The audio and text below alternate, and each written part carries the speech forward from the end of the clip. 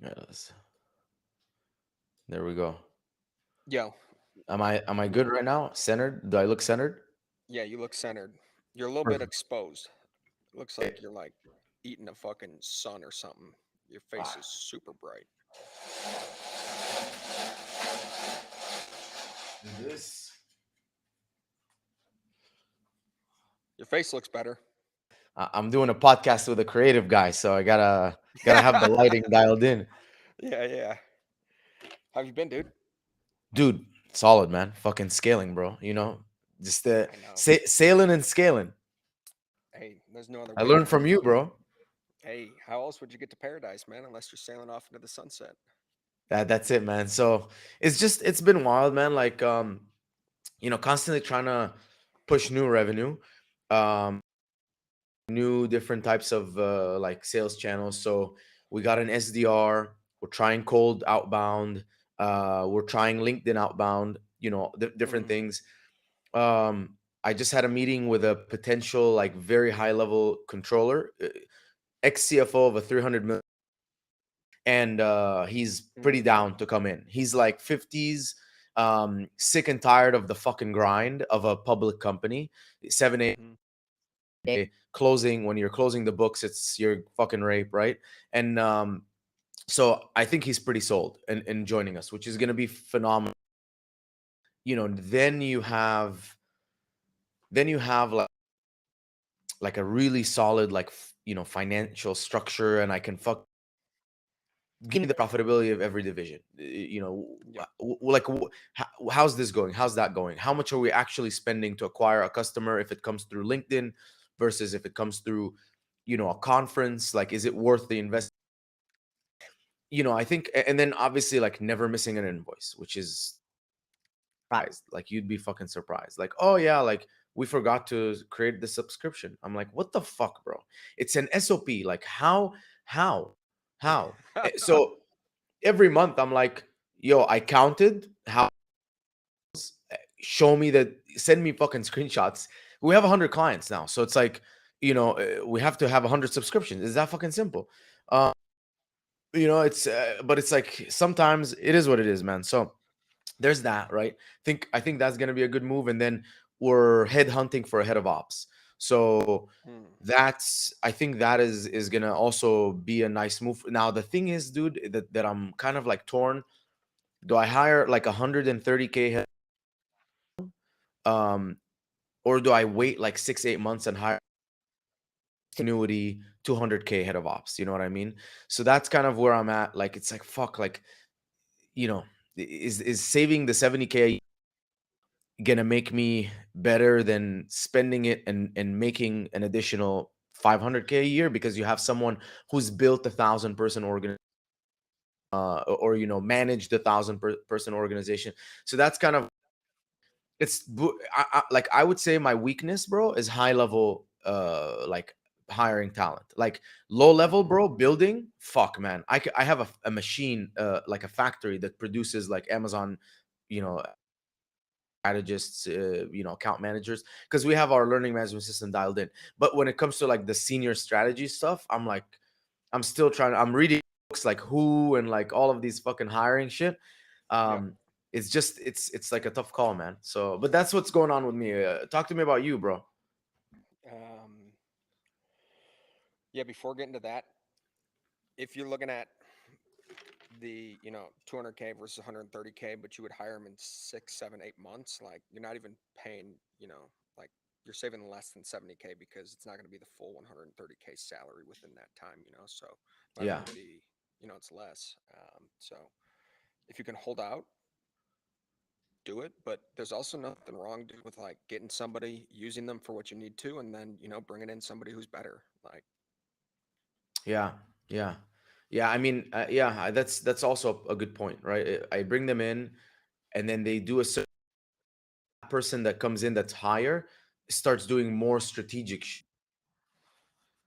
like they have yep, someone, they come in with a direct report.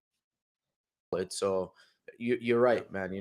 It's, I guess it's, there's a million ways to do it. It's there's never like one right way. mm, yep. Yeah, that's So good, man. That's actually a good point. I didn't even think about that. I do bring the 130 guy. He or she tightens all this shit up so that when we do bring a 200K person that's fucking strategic, they come in and they're like, okay, cool, like we're ready to fucking take this thing to the moon. They're not trying to fit that someone with like a lower pay grade can do. Right. Yeah, exactly. So I'll just briefly kind of go into it and then we can hop over to the pod. But yeah, dude, we're primarily focused on the VisCap AI, which is our own proprietary software. And You then, told me, bro, it can take a whole thing and get it like done and like a video done and all of this stuff in like record time. yep. And so we're launching this week a like smaller product out of it. So, like a splinter product. And it'll basically be VisCap Plus, which will reference all of our winning frameworks, hundreds of winning frameworks, and then it will automatically write copy for you in those framework templates, generate scene descriptions. And so, within a matter of like a minute, you've got a storyboard completed. You can send it to your creator, they can make it. And so, Fuck, yeah, it'll man. be super duper sick. And That's beyond fucking that, next level, dude. yeah, it's super tight. The other thing that we had been focused on recently was CCRO, which is content conversion rate optimization and building your own team in 90 days. So build your own internal team in 90 days. And so we're basically taking a book out of Alex Hormozzi's gym launch, and Yeah. we templatized all of our systems and made it into a done with you, done for you, Yeah. done with you. Yeah. You think the core of your valuation is gonna come from your software, right? Yeah, yeah. As we Do want you, it to as well. Like you're gonna get such a better multiple.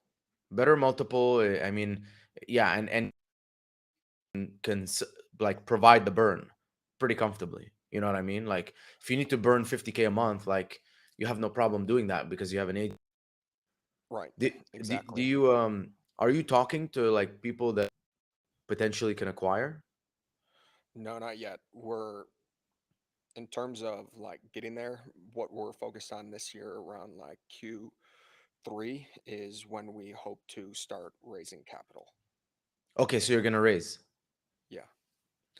Yep. Cool, bro. I can connect you to a couple people that I know potentially might be interested. That'd be You, amazing. the roadmap are like the you're trying to exit for like 100 million or and work back or what is it? So we want to do 3 years, 225 million. So that would be a 35 million dollar EBITDA with a 15x multiple. Okay, and it has. I thought software is like they're it's getting valued on revenue, user Very base and well shit. could be. Yeah. Yeah, Which in that case, then, it's probably quite a bit easier to get yeah. there. But as far as like, 10 million top line, right? Or yeah, maybe I think yeah, I think maybe 20 million top line, right? To get 225 million at like what 12 and a half multiple of revenue. I think that's reasonable for yep. software. Yeah, I would agree. So, yeah, I mean, cool shit, dude.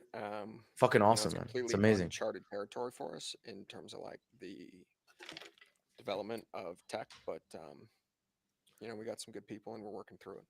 Yeah, and the good thing is if you're raising capital, so you could kind of choose, like you can be like, yeah, this guy had a software exit, this guy had a software exit, this have like advisors that are like, yeah, I've been there, done that. This is what you guys should do.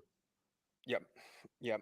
It's fucking awesome, man. Greg is somebody who, Greg, yeah, I just did a podcast with him yesterday, and so, he's super down to help out as well. And that dude, like, I mean, if he's not with Via anymore, right? yeah, I don't know if he Yeah, still has equity or they just kicked him out, like the board kicked him out or something. I But believe he still has equity.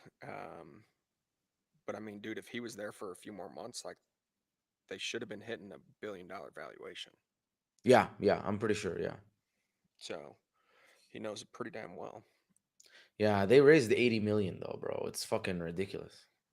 Yeah, in That's two and a fucking half years to go two yeah. and a half years 0 to 350 val.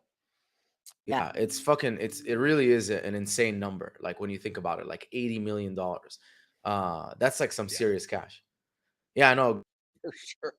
Yeah, Yeah. it's good that you know people like that. You know what I mean, Yeah, of course, dude. dude? We're coming to Vegas. We're having a party on, I believe, the 15th, which is a Wednesday. Okay. If you and the VisCap, you, Lester, um, Tyler, like come to the party. Rich Goldstein and I are throwing it together, so that's your Beautiful. boy. And then Yeah. if you want to grab dinner or something at some point, let's do it. I'll be in Vegas, so Yeah, dude. Yeah, absolutely. So 15th of yeah, March. 13th to the 15th is when I'm. I'll be there actually 12th to the 15th, and then I'll probably like leave 16th early. So yeah. Okay. Yeah, beautiful. We'll definitely lock something in. Yeah, Lester ain't with us anymore. Oh shit! What happened, man? The content shit wasn't really like what interested him. Still great boys with him. Yeah, because you Happy to guys be are like able close to. friends. Yeah. Oh yeah, happy. He found another job doing account management in the space. So happy to be able to help him get a foundation and go seek something else. So yeah, it's all Yeah, good. it's normal, man. It's part of life. It's sign up or like no one's gonna be with you forever. Right. Yep. All right. You ready to rock and roll, baby? Let's do it, man. Let's do it. I'm fucking ready. Hope I filled out the document pretty thorough for you. It was very good. It was very, Awesome, very good. man. All right. Um, thank you for those notes, Michael. The Our producer Michael just sent me notes. He's like, he'll be here March 13th to the 15th. Oh man. All right. That's awesome, bro. Yeah. Yo, what is happening, my motherfucking conversion killers? Today we have a hot one coming for you, and I'm not talking about his devilish good looks. We're talking about a shark who has turned 30 million in spend into $300 million in revenue. That's right. Whale shark type of returns right there. And having consulted for over 600 brands, those brands that have worked with his agency Trivium get better returns than Cuban and Mr. Wonderful, who are so-called sharks themselves. Now, no disrespect. I mean, those guys are absolute gangsters. But that is why this man that we have here today is the go-to person for 1.4 billion with a billion-dollar aggregators who need training and consulting. But he's not just one of those guys who's about getting the results and keeping it all for himself, which is why he's blessed audiences by taking the stage and sharing real life in the trenches type of value for brands so they can take it to the next level. At what events, you ask? Every single major Amazon event in the industry. I'm sure you've seen them. And now we have a beautiful pleasure of really getting to know him. Mina, how you doing, my man? Dude, what a fucking intro, bro. Shit. Like I need you, bro. Like I need to pay for this. Cut it and give it to me. I need this intro. Happy to do it. So happy, man. Awesome, man. I'm doing Appreciate you, amazing, dude. bro. Thank you. I just did hit a leg day. Went to the chiropractor and we're rocking and rolling. That is a hell of a good thing to hear, man. You talked about your fitness journey, getting started like a year ago, and the results have definitely been showing. And we're going to talk a little bit about, how you leverage your health in different aspects of being great in many different areas of your life, which have led to your success. But I wanted to start today by talking about one thing that I've noticed, a pattern that I've noticed. It's to me a key distinction of a quality agency. Now, obviously, there's a shit ton of agencies out there. A lot of them who think that they're the bee's knees, but often in reality, they're more of like the horse shit flies just flying around, not being all that great. But if you look at us, you look at Shaq with Structured, you look at Toto with Hyperzon, you look at Van with Goat Media, you with Trivium. The one thing that I've seen in common is the agencies that are the absolute best have had founders who have been in the trenches and doing the work in which their agency now specializes in. So, could you tell us a little bit about the experience you had prior to creating a very successful agency? Definitely, man. Great point, right? Great point. And I think that's what one thing that helps the ability to give people what they want because I know what they want, but also because I can connect on a founder to founder of an e-commerce brand level. But I started in 2018. So my background, I came to America in 2011 uh, to do the corporate route, right? Bachelor's, math, chemical engineering, worked in corporate, worked at Medtronic, $30 billion company, new product development. I built the hemostatic patch for them, took it from lab scale to like production scale. And then moved to another job. I mean, you're like in a building with no windows, and it's like a maze, and you're all cubicles. Um, I mean, it's this as corporate as it gets, bro. Yeah. Other job, moved to another job, and then in 2018, I'm like, bro, I hate this shit. I fucking love the gym. I'm an MMA fighter. I love fighting. I love training. I love intensity. And I love supplements. And I know that I can make everyone else's supplement. So I made an electrolyte powder that had high sodium, high potassium, high magnesium, no sugar, and I used an amino acid blend to absorb taurine and amino acids. Taurine is obviously enhances performance, but I use that to absorb electrolytes better into the bloodstream because you don't need without sugar, without aminos, you can't really absorb electrolytes that well. So created it, tried to sell it door to door and gyms and different supplement stores. Massive failure, massive. I Yeah. sell That's and tough. bro, it's rough, man. I mean, the rejection. I mean, I was an engineer. Like, I wasn't like, oh, like pick up. And I got this guy next to me who's picking up the phone, and he's like, "You got this, bro. Like, fucking, we gotta." No, I was like, I was just on my own. Like, all I've known is like, I call people. We're doing like, technical stuff together. So now it's like, hey, man, like, I have this product. I think it's good. I'm not like fully certain of myself. And then they're like, yeah, sure, leave a sample, and then they never call me back. But then I'm like, why am I doing this shit, man? Buy all of my supplements on Amazon. I hate going to vitamin shop. I hate going to GNC.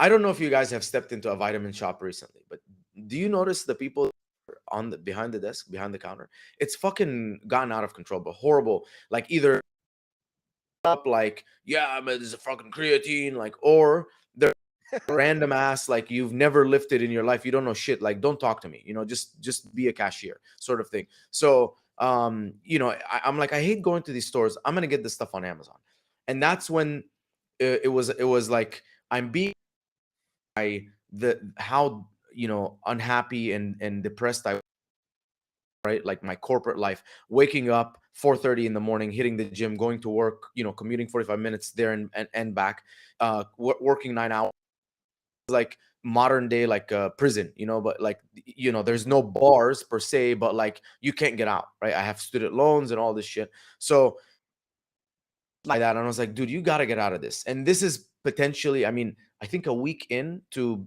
live being live on Amazon, I saw that I sold 10 units. I spent $100 in ad spend, sold 10 units, which or 5 units, which made $100 in sales, but they were five random people. And I said, bro, I think this five random people from Wisconsin and Chicago or whatever bought my stuff. It was friends that I asked them to buy. And so it was the push of like that, like and I gotta get out of my life. And like, the obsession of like, I sold to five random people. Like this could be a real business. I could be financially free. That drove me into like Amazon. And then most people start Amazon, but obviously I did it a little bit differently. I started with a and I'm like, like fundamentally, it was a good product. It was better than everyone else's product, and so, and I priced it well. So I knew that the actual product was going to matter, and that is what got me up and running on Amazon. And then it was like, okay, a complete obsession. I wake up in the morning, I'm looking in the bathroom, in the toilet, I'm looking at Amazon stuff. At work, if I minimum to get by, and it's Amazon stuff. And so it was, paid off. 6 months later, I got fired from my full time. I was doing $4,000 a month in profits, and that was the start of my entrepreneurship journey. That's incredible, man. It's wild how it just takes that time where you've said, I've had a fucking enough with it. And you Yeah, leverage that pain to really drive like true innovation. And I notice that whenever I'm getting stuck, it's usually because I'm not like thinking about the pain and dissatisfaction with the current situation enough to like really get myself to take action at the next level. And I really wanted to talk about it. This actually works perfectly because One of the things I wanted to start out with before we get into the success stories and the sauce is start with something that's going to get a lot of people a little bit fucking, maybe pissed off or a little bit, get their panties up in a bunch. And that's the concept of burning out, a concept that you don't agree with, and neither do I. It's a totally mislabeled emotion, in my opinion. Grant says it the best, I think. You're a spiritual being. You can't burn out. Okay. And so it's not burnout necessarily, it's the lack of feeling your drive, your purpose, your alignment with your why, not feeling in control of those habits. And so, in over the past just a little bit over 1.5 years, you've built a banging agency, and it's obviously been an all out sprint. So, could you share with people your formula for never feeling burnt out? Definitely, man. So, um, I think I've been a little bit blessed, right? Because I've been an athlete my whole life. I started training MMA in 2013, and we understand concept of you train and then you rest and then you recover and then you eat and then you listen to your body and you look at your heart rate variability and all of this stuff. Um, so the burnout thing, it comes down to two things. First thing is the way that I look at my brain and my body is like a in a car in a Formula One. Now your body is the car. What kind of car are you driving right now? If your body was a car, are you driving like a Lamborghini? Are you driving? And so people are. I spend $4,000 a month on my health, at least. That's a Hmm. been able to account for on the P&Ls. But I spend a lot of time, and by the way, I was just talking to someone. Okay, obviously I can spend 4,000. You don't have to spend 4,000, right? You start by, okay, let's optimize workout, right? Optimize your diet, high protein, avoid carbs during the day because of the insulin spike. You can have carbs around your workout. Drink water, a lot of water. Right? Sleep is crucial. Sleep at the same time every day. Sleep at a good circadian rhythm, 9:30, 10 max. Wake up at, 6. Um, you know, that's a good time, right? The sun is down and the sun hasn't come up yet. So you're kind of, when the sun down, you're going down. When the sun comes up, you're going up. Drop the temperature in your house so that you're sleeping better. Get a Whoop. It's $30 a month. You can track Hmm. your recovery so you can see, okay, I've had sex last night. My recovery is fucking shit. Okay, I ate sushi last night before bed. My recovery is shit. Start eliminating that stuff. You're like, okay, I need to sleep at the same time every day. My temperature needs to be 67 degrees in the house. I need to not drink water 2 hours before bed. I need to not eat 3 hours before bed. And you start optimizing those, because we're all in a race. If you are driving like a bad vehicle, or not the best vehicle, yeah, you're likely to start, this quote unquote burnout because your body's it just can't handle what you're trying to do. You're stepping on the gas really hard on handle it, right? But if Hmm. you train your body enough, like I train at a Olympic level, like the highest level in the world, the I mean, I go hard, UFC fighters all the time, like, so that's kind of the level that I'm training at. Recovery is equal to the amount of training. So if I train X amount, there's an X amount of recovery, whether that's massages, physical therapy, stretching. I'm now doing like the oxygen, lymphatic drainage, ice baths, all of that stuff. Hmm. So cryotherapy, all of these things to kind of counterbalance that, and so when that's the first concept of burnout, right? Is like, what's the car that you're driving? If you really, really, really invest heavily in having an incredible car, way more than with that vehicle. Now the second part is, like any athlete, any Olympic level athlete, they know, right? Like like with also with any business, you scale and then you kind of like, you're like, okay, we've scaled too much, we're starting to burn a little bit too much money, let's kind of optimize, get more profit, get lean. It's the same, if you're like, okay, cool, I have to answer every single email, I'm going to answer every single Slack. If you start understanding, your body, and you're like, okay, my productivity is starting to drop at this point, and you're like, okay, cool, I'm going to switch to doing something else, like instead of Hmm. that, You're gonna go take and you're gonna go to the beach and chill, and you're gonna think about your problems so that your brain is still working. And now we've shifted to strategizing. So it's that, like, that is how I avoid burnout. Is Mina, how do you train and not get injured? Or, well, I don't spend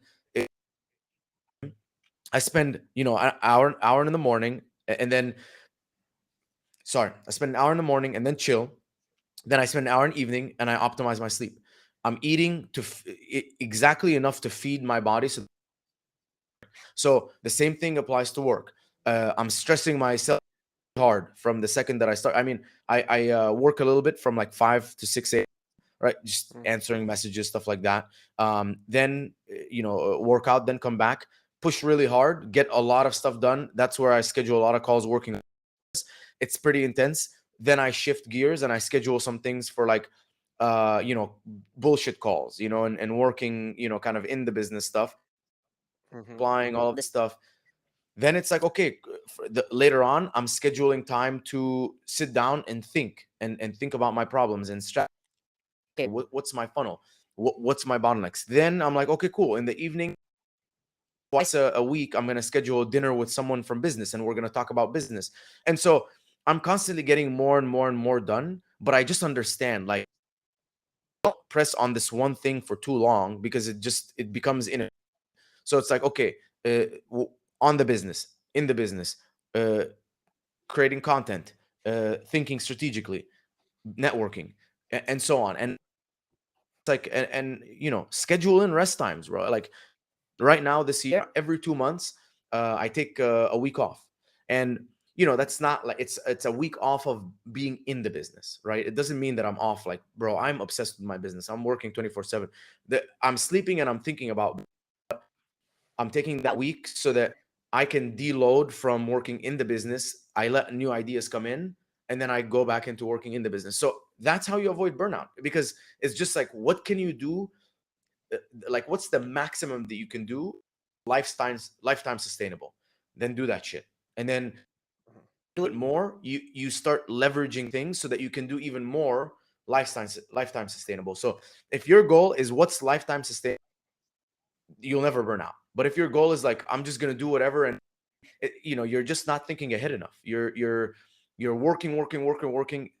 You're getting ahead, but I'm like, bro, you burnt out, and guess what? I'm steady, like, going up, right? Because Hmm.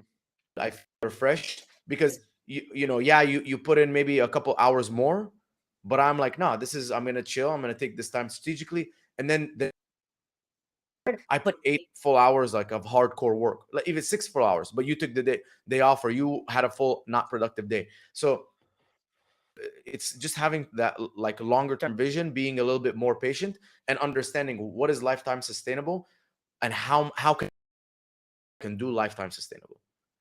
Mm. It's a very great approach. Never heard really anybody talk about it in that sense of being like lifetime sustainable. But one thing you did mention there that I've noticed when I start to feel like I'm losing momentum or progress, it's usually because I'm so focused on just like doing, doing, doing.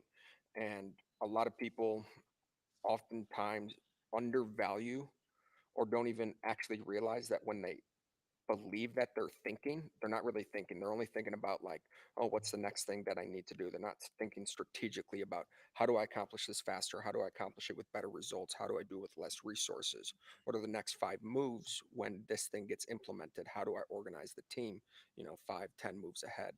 And so that has obviously been your approach to burnout, something that has led to great success. You're currently on track to do you're doing 230 k monthly recurring revenue, and so that's a very similar point to where we were at that time. We got there a year and a half, and we were hitting those same numbers.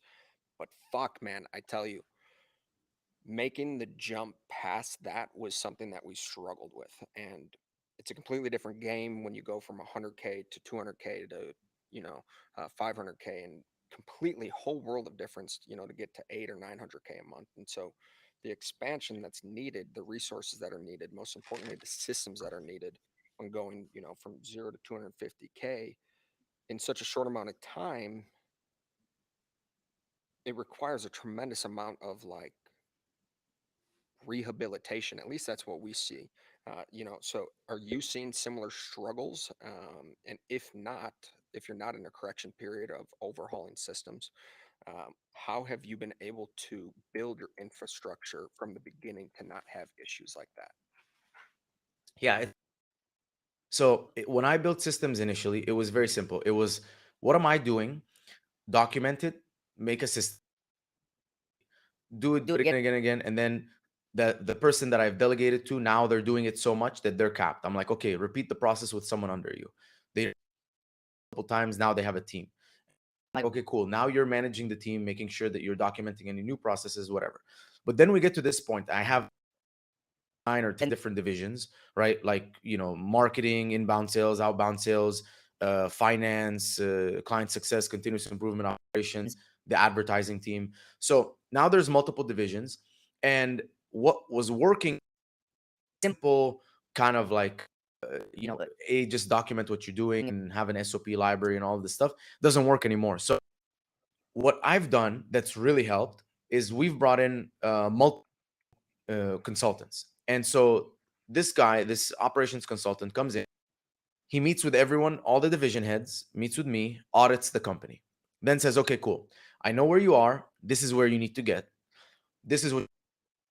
And so this is someone who has built, or not built, but been the COO of an 8-figure agency doing over 10 million a year. Saying this is what you need in place to get there. I've seen it. I've been there. I've done that. And we've constantly leveraged that, like consultants. So we hired someone a while back. Hired him maybe in June, June of 2021. And there has not been a single problem that we face, because 10 million a year now. So there's not been a single problem that we face that he doesn't have an over, like a way to overcome it, or a connection. And so, and then consultant recently in January, and there's two guys that have both built, 8-figure. It was just simply access to them and their organization. Hey, I had a problem with my sales team. I'm like, hey, I have a problem with my sales team. My inbound sales 28% close. This is the status. Da, da, da. They're like, okay, cool. Here's issue number one. This is how you fix it. Here's issue number two. This is how you fix it. Here's issue. Okay, can I talk to your head of sales? Perfect. Jump on the. This is how your sales guy should be speaking. I just did like a whatever analysis of your sales guy's phone call. He's not doing this. He's not doing this. He's not. These are things that he can do to show more confidence. So it's the. I think if anyone is on their way up and you want to not slow down whatsoever, number one, your job as CEO is always to be focused on growth. In my opinion, like always focused on growth, and then secondary to that, what's preventing us from growing? So you're focused on growing, great. Is not growing fast enough. Put some energy into hiring. We're focused. Oh, the systems are gonna break. Let's bring someone in to help us build systems. So that's like is always have those people that have been there, done that way ahead of me, so that I know there's going to be a million roadblocks.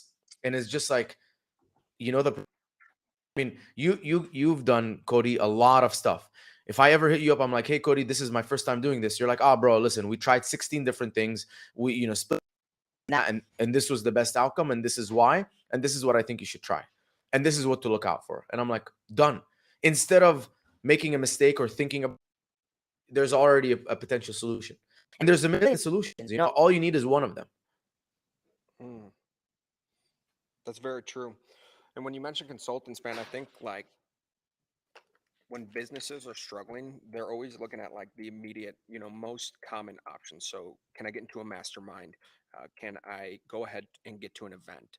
And consulting is like one of the easiest ways to leverage true talent and expertise without paying, a ridiculous amount to either hire the someone full time or, go to a mastermind and get like partial access or availability to the actual knowledge that you need because you're going and hiring direct access to the people who have done what you need. And so, those people that you've hired as consulting were those people that you got through that LinkedIn trick that you had told me about previously?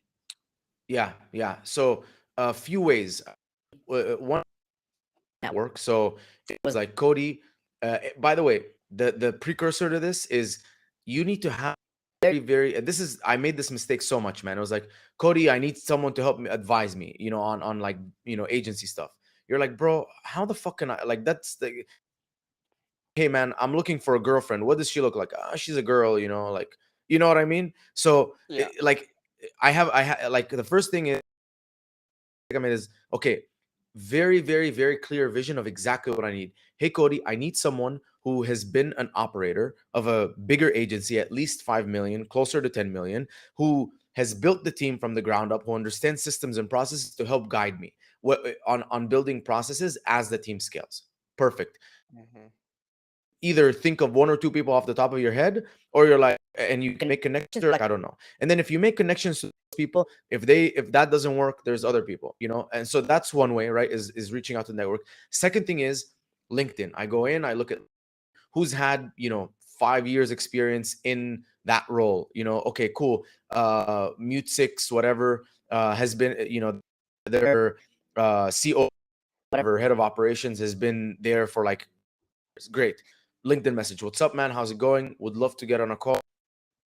I have some issues in the business. Would love to pay for your time to get some, hop on a call, talk to them. Legit, you kind of have your questions ready. If you're like, hey, man, we're experiencing this. What do you think? And if he gives you convincing answers, you're like, okay, cool. Once every 2 weeks, I'll pay for your time. Just tell me how much it is. And most people won't even ask more than 150, $200. And I pay 200, $10,000 solutions. You know what I mean? So I've been doing that with LinkedIn, and this works very effectively for like more So sick. specialization. Yeah, Yeah. no, it's like for specialization, like HR. I'm like, I don't know, like, how do I build an HR handbook? They're like, oh, cool. You know what? I'll just send you ours. Use it as a template, and then highlight you don't know, and we'll work through it together. Perfect. You know what I mean? Like an entire HR handbook handed to me by someone because they already have it, so they're not got nothing to lose. And then I spend another three adjusting it so that it matches my company. Like stuff like that. Like that's where LinkedIn is super powerful. Masterminds are good, but more like it's all out there. You kind of go and try and pick. It's not like direct. It's not specialized. I would say like, the number one thing. Like that's the number one. The thing that I found I benefit from masterminds more is like just expanding my brain. Like thinking about things in a way that I haven't thought about them, because this guy is acquiring customers, this has structured his offers that way, and I'm like, oh shit, like I never thought about it like that. But what if I took like that piece that he my business, not, you don't copy anything. It's like you just hear this one thing, like, hey, if what's your break even ROAS? 2.5x. Okay, cool. This guy's offer is in 3 months. If we don't hit your break even ROAS, including our fee, it will work for free, for 2 more months. And I'm like, Hmm. bro, that's such a sick guarantee, because you get the money all the time and Yep. months to do it. And if it's reasonable and your team says, yeah, we can do it, cool. It's something that I wasn't thinking about, that I'm like, dude, like maybe we should try that. It's or maybe take a piece of it, like, hey, if we can't hit your break even ROAS, or maybe just asking them, what is your break even ROAS, so that they start thinking about, oh, actually, like they don't need to do that much revenue for us to break even with their fees. Uh, you know what I mean? That's where I Hmm. find masterminds super useful. And obviously, like networking, connecting with cool people. That's like all on that like strategic side, right? So you're working, but you're not working like in the business. You're kind of working more by expanding your mind. Obviously, you're the founder, so the bigger your mind is, the better the business is going to be. So, but I think direct results, consultants identify what's a fucking problem in the company right now. Our employee churn is too high. Cool. Or sorry, our client churn is too high. Cool. Let me go find the head of client success agency who's been with them for a while. Had Hmm. multiple head of client success roles. And obviously, not the first guy's gonna answer. You 10 people, and then you hop on a call with a few of them. Hey, man, like blah blah blah, like, how do you guys think about retention? Like our churn is 11% right now, we need it to be around 6.5, 7%. Like, then he starts, oh, like, what's your industry standard? What are you doing? Do you have net promoter score? Do you have a client health report? You know what I mean? And then it's just like direct feeding of someone who's been there, done that. So that's why I think consultants are, for me, have been a game changer. Nothing, like sometimes there's like these roadblocks, but and then they just move kind of out of the way as we hit them, because it's like you have that Hmm. person that kind of breaks it up for you. Yep. That is some really goddamn good stuff, dude.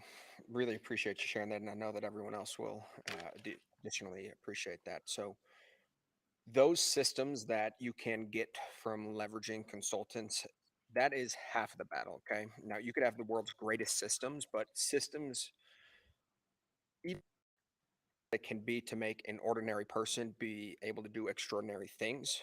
If you don't have the leadership in front of those people, the growth, the innovation will end up just falling flat, you know?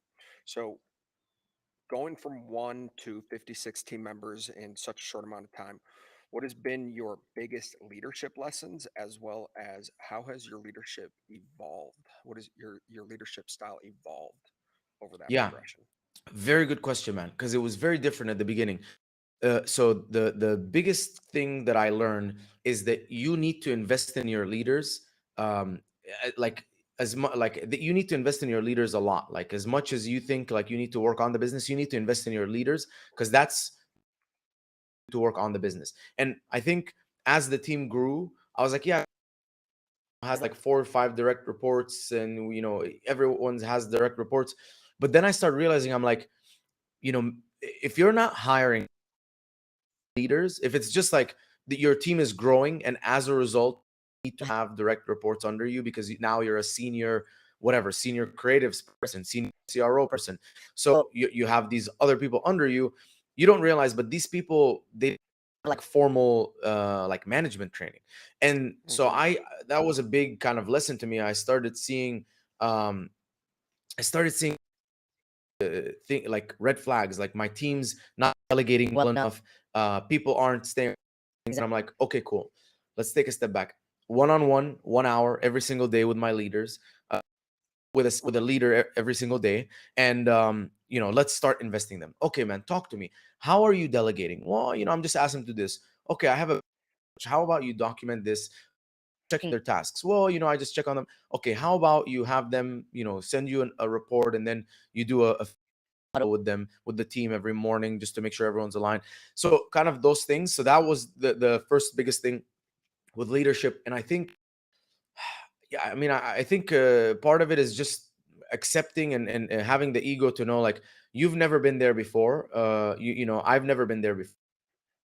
I need people to show me how to be a better leader, and then I need people to be better leaders. And I think those were kind of the two things.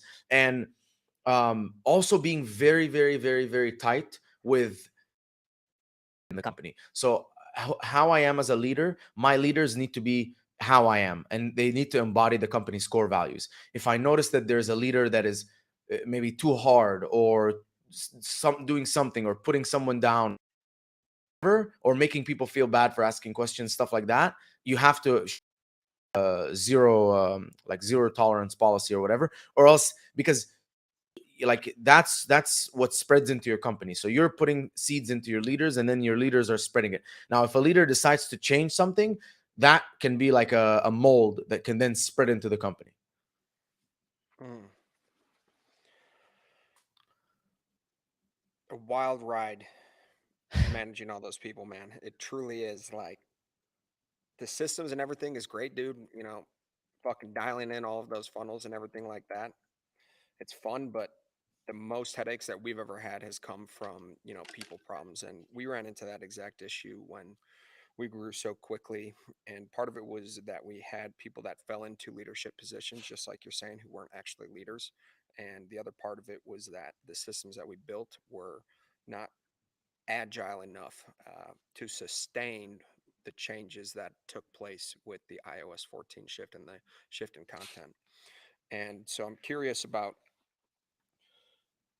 the other side of this success story, the one that doesn't always have a direct ROI. And I'm talking about the network that you have built, the fact that you know so many people, you've spoken at so many events with all the giving back that you do. And so when you are considering that a certain percentage of those friends that you do have will end up being people that actually end up working with you, they'll become your clients. Now, part of what you're saying there is maintaining those standards within your team. And for us, it's something that we struggled with because we always want to do good for, the buddies who are getting content from us.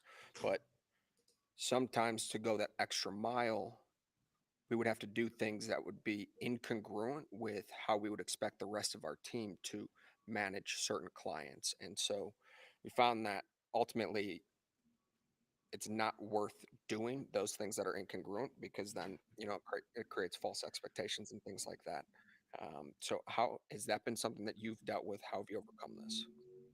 Yeah, I think to learn the lesson the hard way very early, and we took on one friend, and yeah, we said we're gonna a little bit to accommodate that person and do all this stuff, and it was very very early. It just we were completely out of scope, all of this stuff, and so then it was like, okay, cool. Here's what I'm gonna do. I'm gonna treat every single friend as a standard client. If they fit Hmm. the model, if all you need from us is what we do and what we're amazing at, and we know that we're gonna bring you success, we'll do it.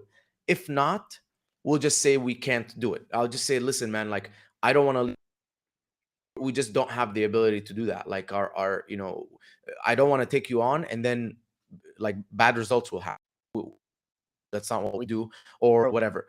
And I think most people really respect that. Most of your friends are going to be like, thank you for choosing our friendship over money, and that keeps friends. I mean, the few friends that we've worked with and done business, the ROI wasn't there, we ended up losing as friends, or like I have a couple that like it took about a year to until like we kind of forgot things and like we went back to being friends. So I'm very very very careful with bringing friends in. And if I love bringing friends into the company, because when they do like as clients, that means that we're going to scale them, and do an amazing job, and then we're going to be even better friends, because your favorite friends are the ones that makes you a lot of money, right? Yeah. So Yeah.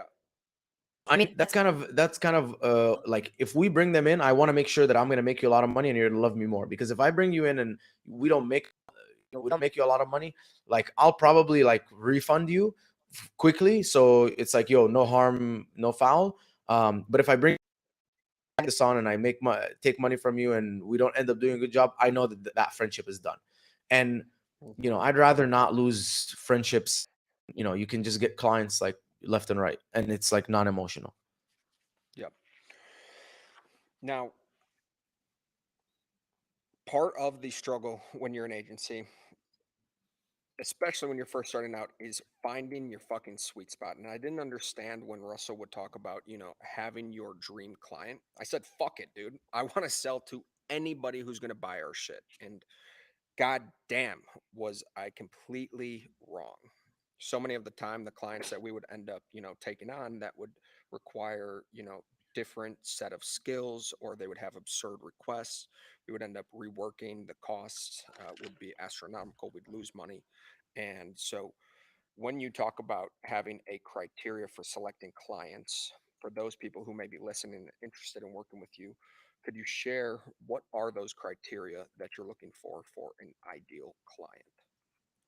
Yeah, definitely. So, um, revenue around 500K a year to 10 million a year, 10 products or less, like generating most of that revenue. You can have like a bunch of them aren't really generating revenue. It's fine. We're just gonna put focus on 10. Uh, you're profitable. You have good conversion rate. Is a solid market cap. So we know there's market cap to gain. We know that we can advertise, get money. We know that you have profit that can be reinvested in like scaling and growth. And that works for us. Like we stay away from, we specialize in supplements and CPG health. We stay away from like anything that requires a taste, like clothing, jewelry, whatever. Something that's not like I'm looking for a popcorn bowl, so I'm gonna buy the best popcorn bowl. I'm looking for a espresso machine, so I'm just gonna buy an espresso. Or I'm looking for an electrolyte powder. I'm gonna buy one. Versus like, oh, jewelry, clothing, leggings. I'm like, you know, it's that's such a taste thing. It's I mean, that you're probably better off like selling that shit on like TikTok and stuff like that, not like Amazon. Hmm. When it comes to dealing with crisis, whether it's with their clients, whether it's with your team, whether it's been with cash flow, any and all of the above, how have you stayed calm under pressure? That's good, man. That's good. Good question. Part of it is the every single day I go to the gym, I get choked out, and I'm 2 seconds from passing out, and I got to figure out how to get out, right? Of like a choke bar or a triangle. We're losing all of the blood. But if you know that if you freak out, you're definitely gonna pass out. Or but if you stay calm under pressure, what's the gap? Where's my opening? So that's been one thing, and I think if you guys are listening to this, do jujitsu, man. It's honestly, it's great. It's fun. It's really good for your health, and then it will teach you that like anti fragility and being calm under pressure. So that's one thing. Um, Another thing has been like to actively reduce emotional responses to everything actively, like and if you feel like you're a person that something happens and you have like an immediate emotional response, think, make it a focus to actively like do things and start becoming more and more numb. Get slapped in the face, like go do boxing, get punched in the face, and Yeah. flinch. Because then that's when like you're fighting and you see the punch coming and you move your head, you get punched in the eye, and that's cool. You know what I mean? And it's just something that you have to practice, something that's mental, emotional, and it's just like a muscle, like anything. Still to this, like shit happens in the company. Like I wake up and I get a message after like onboarding the sales guy for I don't know how many weeks. He's like, "Hey man, like I just don't feel like this is good. Like I just want to be dedicated to you, and but I feel like I can't do that right now with my situation." And you can have like this emotional response of like, okay, I just lost my sales guy, like I like fuck, like I'm not going to be able to bring any money, whatever. Or you can just kind of be calm under pressure and say, okay, this is just reality, it's fine, it's not good or bad, I don't label it as anything. What's the next course of action?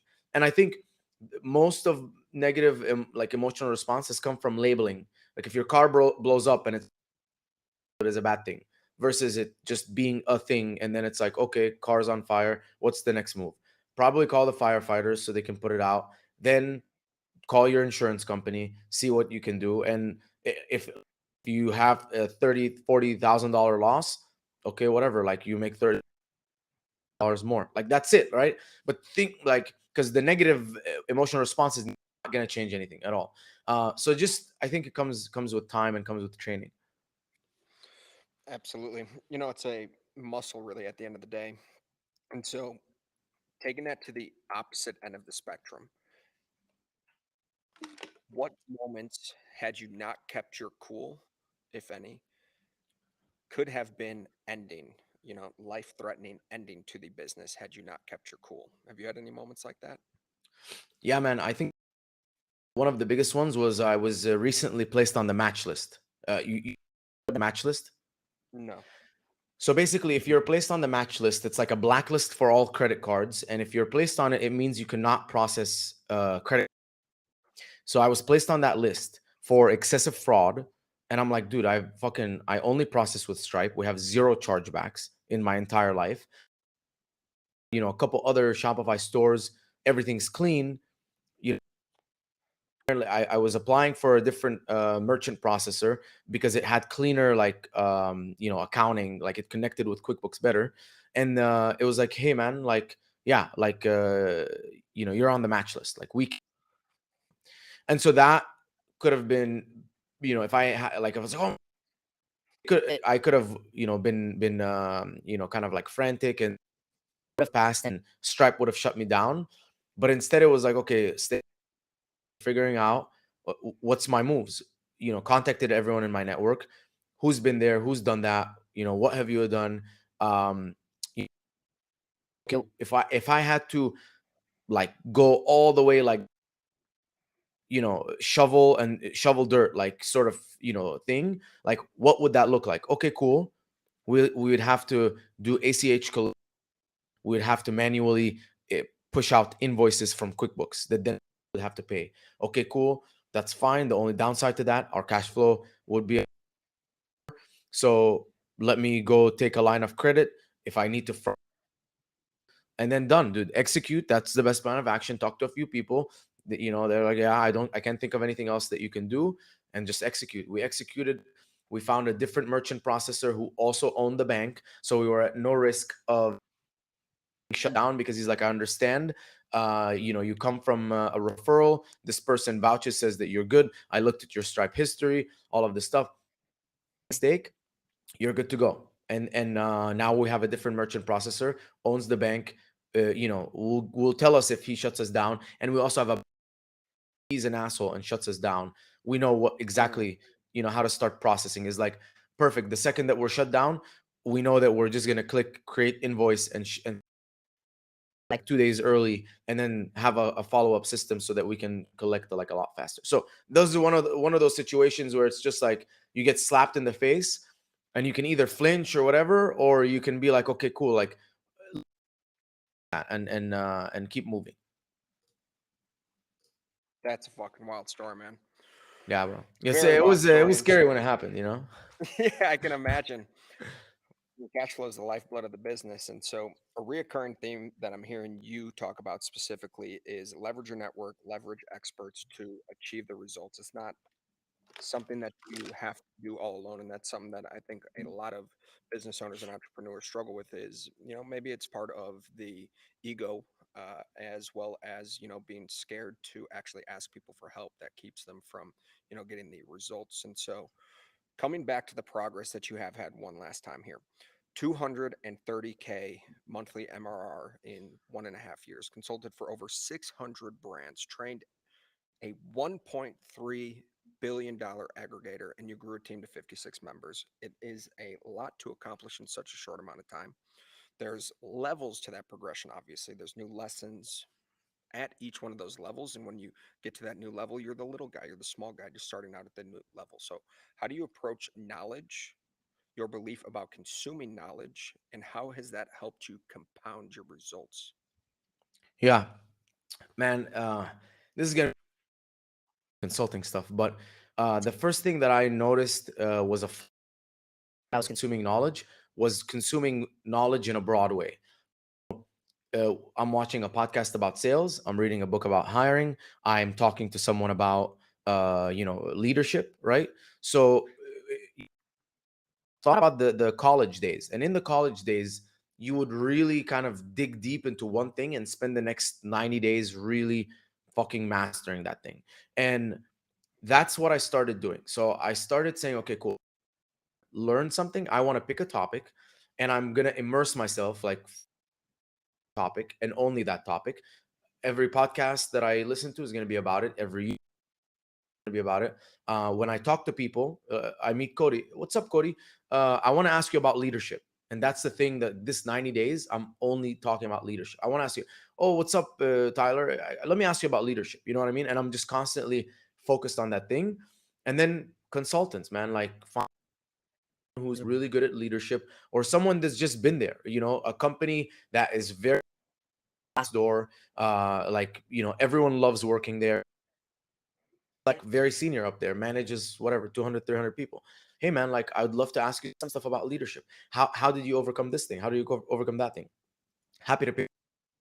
But I think it's the when I look at education, um like for a while I was asking people, how much money do you pull out of your business, and how did you come up when you first started? Because I was like, dude, I don't get it. Like, my business, my supplement brand is doing $1 million in revenue, and I don't think I can take a 10K salary.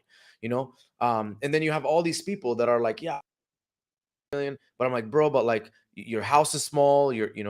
Like, I mean, I don't want to be shallow, right? You're not traveling anywhere. So like, how did you do it? And after asking that question so many times, I was able to figure out how I can pull enough money out of my business and when to pull it and how those people, kind of one of the trends was, yeah, like, listen, when I was building my, I was living on a 30K salary for the first, I don't know how many years.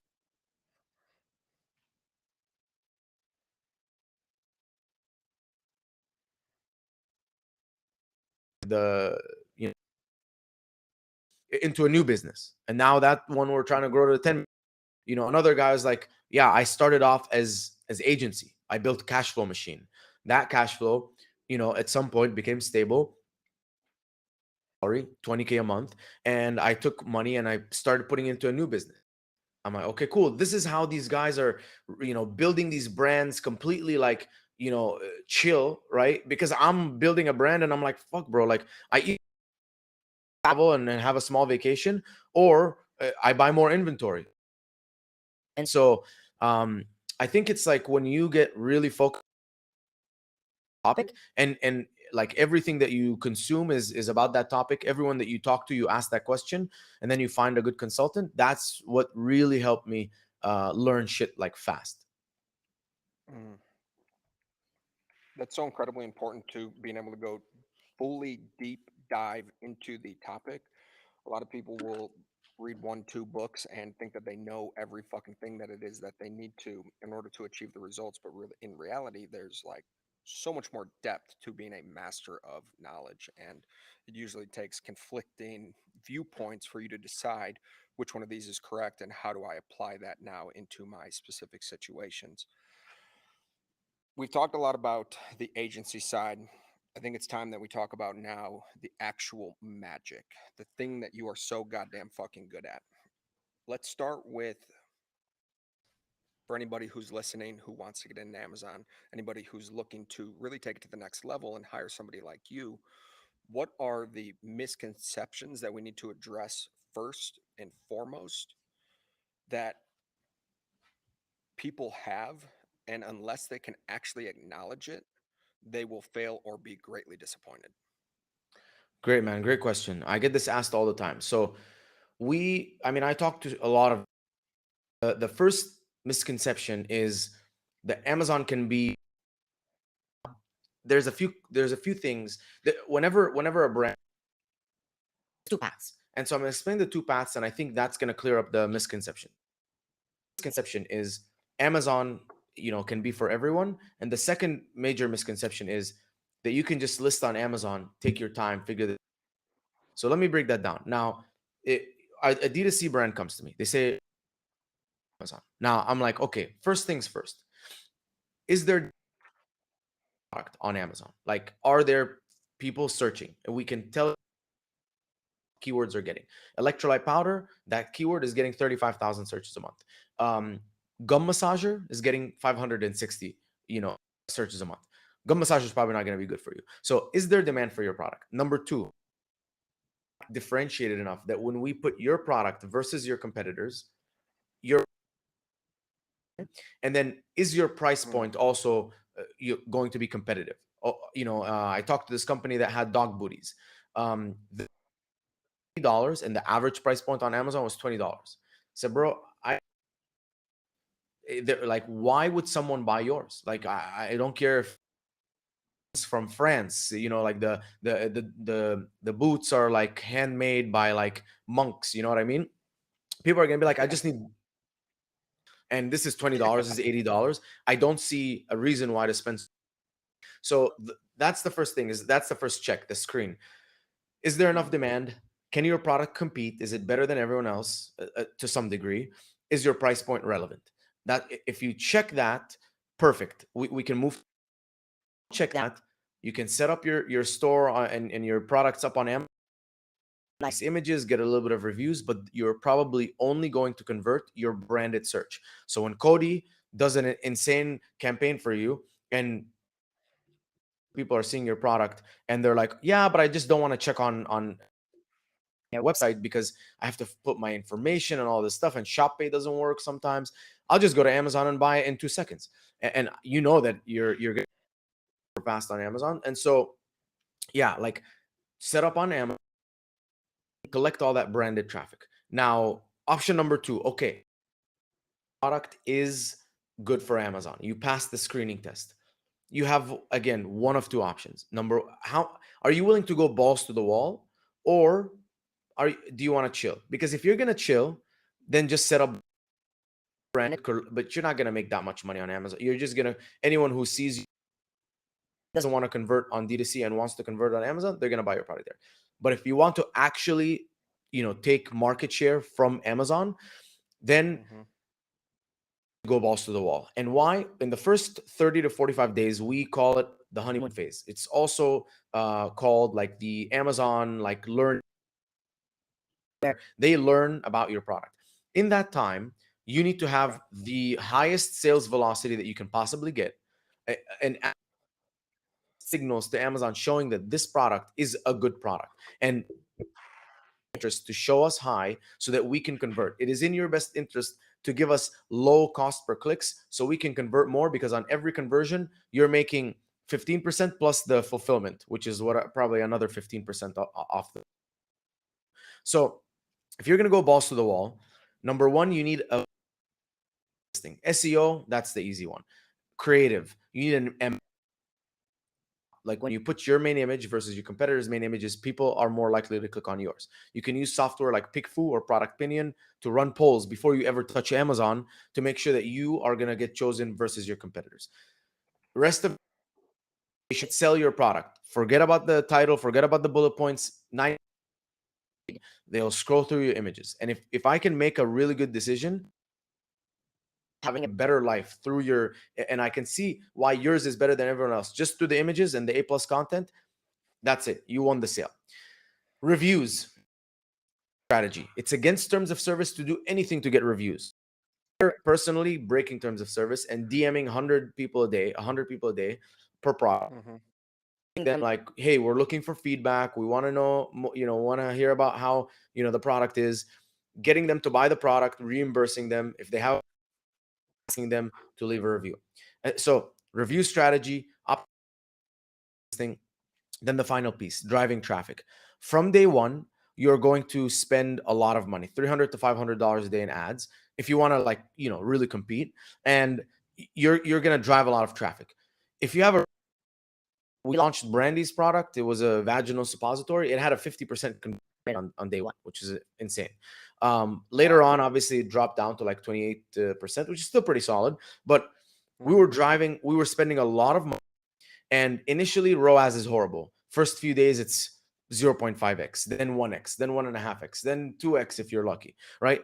And we're scaling, scaling, scaling. Velocity goes up. You're converting for certain keywords. Amazon starts, this is a good product. It has a high sales velocity. It's converting for these keywords. Let's rank, which is the listing that you see that's not sponsored. You're paying for the sponsor position. So now you get the organic one where people come in, click on you for free because it's not sponsored, and they convert. And now you start, I was spending, $700 making $900 in sales, 700 making 1,500 in sales. Now I'm spending 800 making 2,000 in sales. Organic rank starts helping it bring an equal amount of sessions and unique visitors to your product page as the paid. So you're getting 500, paid visitors. Now you're getting another 500 free visitors.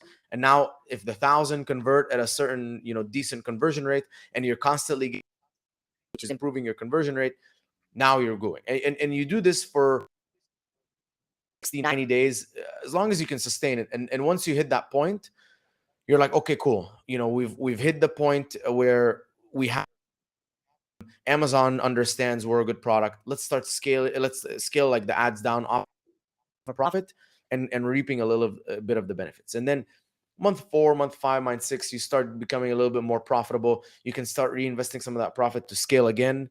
But at least now you're doing it above zero, not below zero.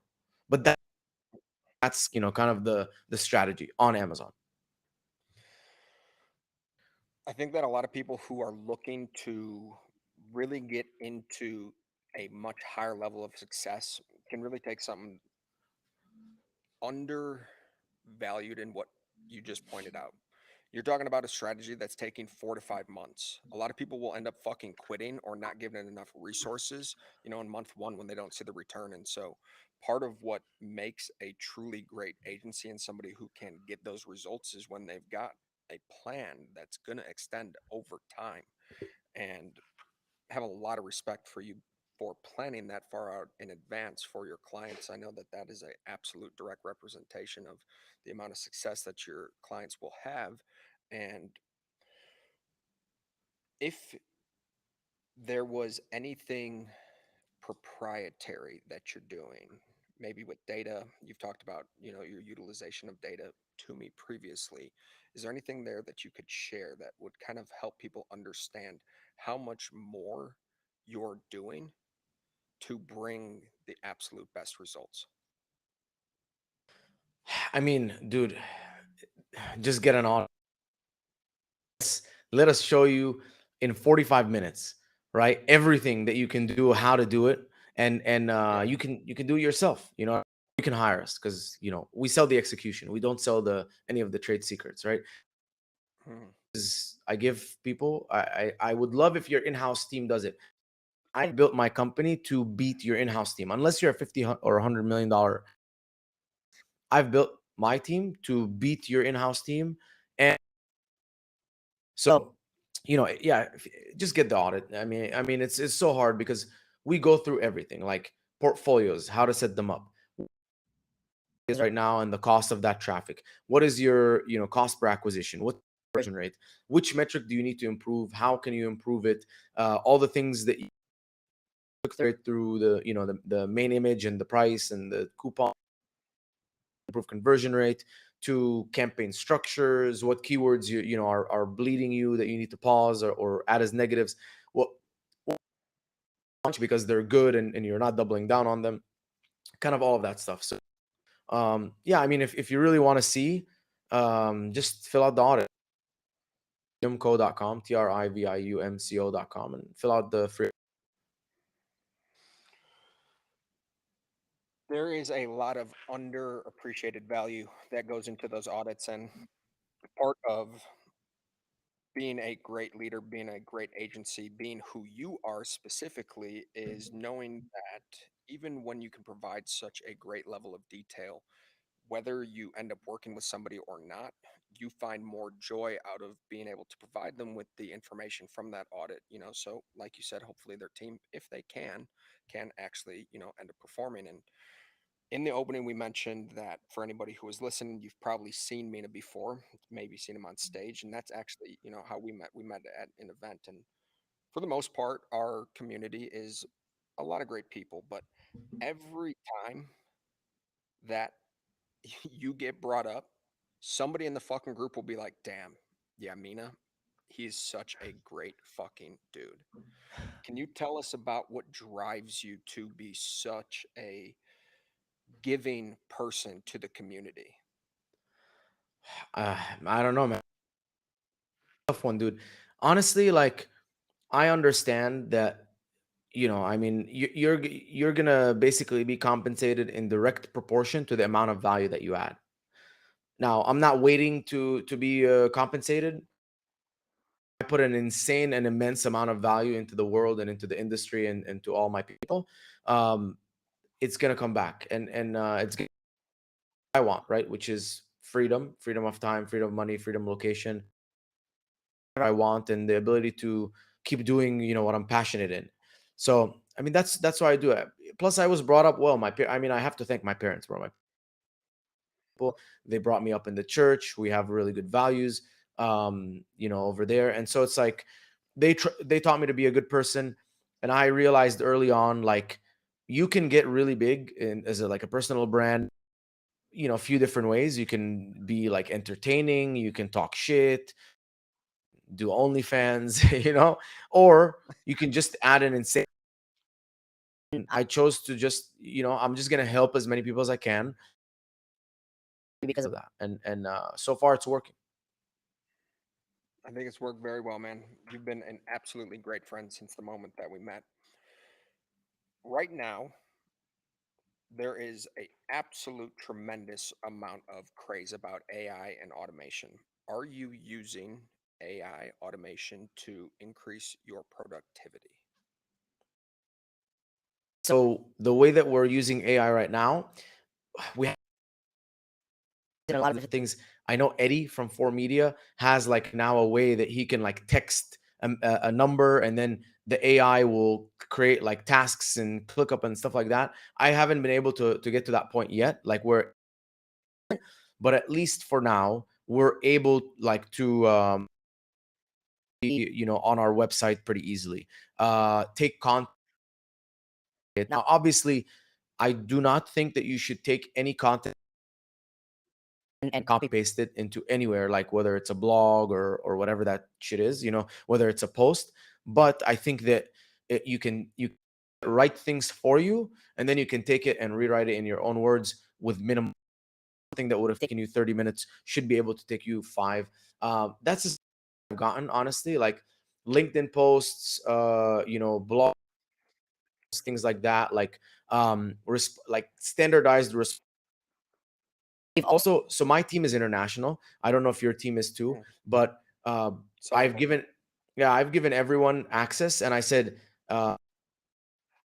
message that you're about to send to a client, run it through GPT or copy.ai, and ask them. Chat GPT is better though, and ask like rewrite it in a professional, lighthearted tone. Mm, Now they're like taking stuff where they and kind of like not, it just is like your yeah, performance is this, and it's like now it sounds more of like a really nice account manager. uh, that's one way that we've also leveraged the team, so that they, and hopefully that's also helping their English. I'm sure that it absolutely does, man. That is quite smart to be able to take people who might have a language barrier, but are at the end of the day being the ones who are actually having contact with the client to really be able to answer in the correct way. Because even with our team here locally, like certain times, the team will still ask either their manager, or even at times it makes its way up to me, like, how should I phrase this to like be stern with the client but not piss him off, or how should I, frame something so that we can end up achieving it is that we need to here. So that's quite useful. I appreciate you sharing that. To close us out here, my dude, what are your predictions for the way that Amazon is moving? Do you believe that it's going to continue to grow, be as easy as a channel for people? And what would you say for anyone who really wants to take it to the next level? Yeah, so I think Amazon, it's there's no one that's coming close to it. Walmart, so it's growing. And I think it's getting more and more sophisticated. I think Amazon loves and favors brands, legitimate brands, and I think Amazon is one of the best and fastest ways because of the amount of traffic that it brings. And so you're just to be, the best product on Amazon. Have a differentiation competitive. So I think everyone should start thinking about Amazon if your product's a fit. Remember, do you have a decent, competitive? Is there enough demand? If you pass the filter about Amazon, I think Amazon's here to stay.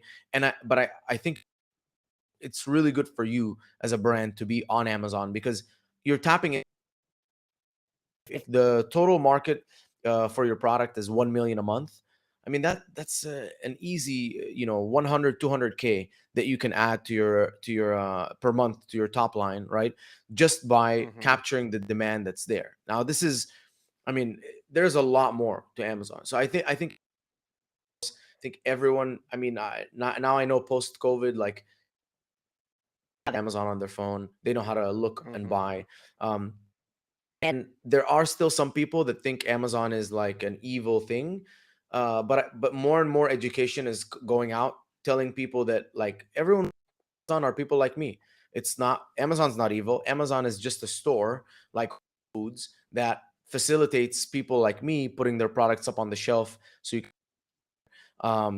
I think Amazon's growing. I think it's getting more sophisticated brands. So it's probably time that if your product, don't wait, it's only going to get harder. They're only going to, because they are favoring bigger and better brands that can afford, like that investment that I talked about. It's only because it used to be with $500 on a credit card, and then I put another thousand, and then and I was able to grow to over 1 million. So no, it's it's a lot more difficult. And Mm-hmm. like, don't wait till it becomes like, only the big people are have a chance there. There's no better advice than just starting now, man. Don't put off the shit that you need to do today, bro, because otherwise it'll always translate into the dreams ending up not coming when you truly want them. So, Mina, I appreciate you, dude. Thank you so much for sharing everything that you did, sharing about your agency, sharing about how you truly provide world class results for people in the space of Amazon as an agency. Thank you, man. For anybody who's listening, his socials and his website will be posted down below. Make sure to reach out to him. At the end of the day, look, even if you're not going to work with him, Mina is a great fucking dude. I highly recommend that even if you don't work with him, he's somebody to reach out to, somebody who will be a great friend, somebody who can hold you accountable, and having people like that are quite rare. Mina, thank you. Thank you for having me, Cody. And yeah, I'm happy to share any resources. We don't have to work with each other. I mean, we have ton. We're blessed that we have a big company and the ton of resources and templates and all the stuff that we use. I'm happy to share any of it. Like, it's doesn't make us at all. Like, it actually makes us, help the community more. Execution, not in the little templates and stuff that we have and resources. Rock and roll. Thank you, dude. Awesome, man.